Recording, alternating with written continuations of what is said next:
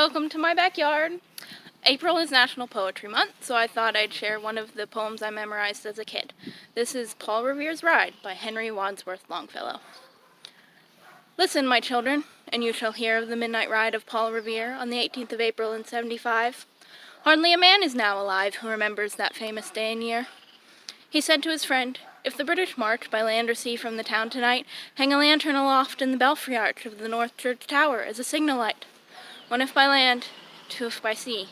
And I on the opposite shore will be, ready to ride and spread the alarm through every Middlesex village and farm, for the country folk to be up and to arm." Then he said good night, and with muffled oar silently rowed to the Charlestown shore. Just as the moon rose over the bay, where, swinging wide at her moorings, lay the Somerset, British man-o'-war.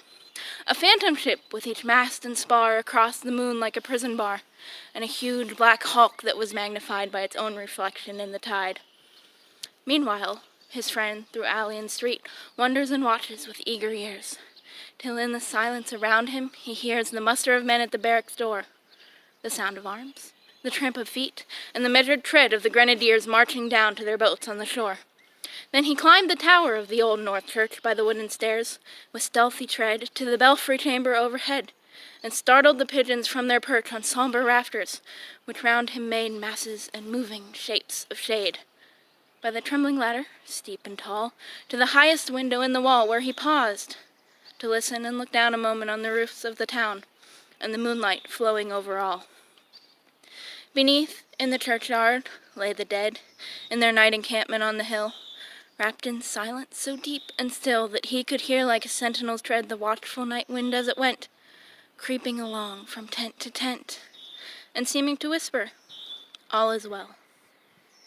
A moment only he feels the spell of the place and the hour and the secret dread of the lonely belfry and the dead, for suddenly all his thoughts are bent on a shadowy something far away, where the river rises to meet the bay, a line of black that bends and floats on the rising tide like a bridge of boats. Meanwhile, impatient to mount and ride, booted and spurred, with a heavy stride on the opposite shore walked Paul Revere.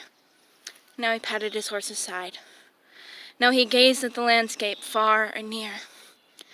And then, impetuous, stamped the earth and turned and tightened his saddle's girth. But mostly he watched with eager search the lonely belfry of the old North Church as it rose above the graves on the hill, lonely and spectral and sombre and still.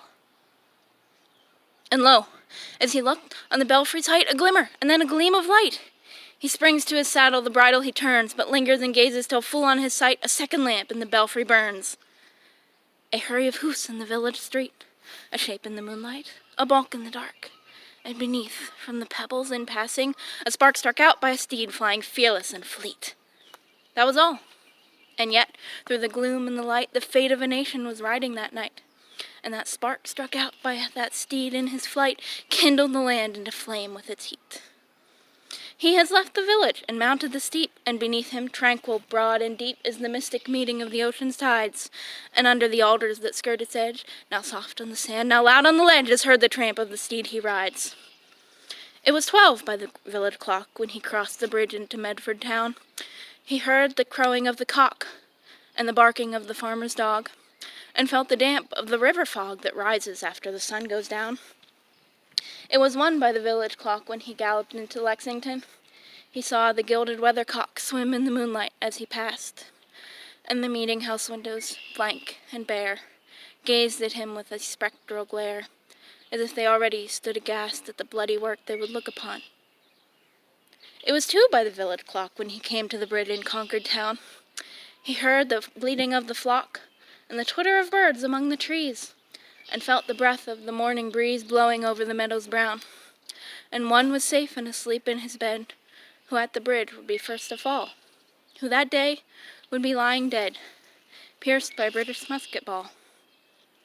You know the rest, in the books you've read, how the British regulars fired and fled, how the farmers gave them ball for ball from behind each fence and farmyard wall, chasing the redcoats down the lane and crossing the fields to emerge again under the trees at the turn of the road, and only pausing to fire and load. So through the night rode Paul Revere, and through the night went his cry of alarm to every Middlesex village and farm. A cry of defiance and not of fear, a voice in the darkness, a knock at the door, and a word that shall echo for evermore. For born on that night wind of the past, Through all our history and to the last, in the hour of darkness and peril and need, people shall awaken and listen to hear the hurrying hoofbeats of that steed and the midnight message of Paul Revere.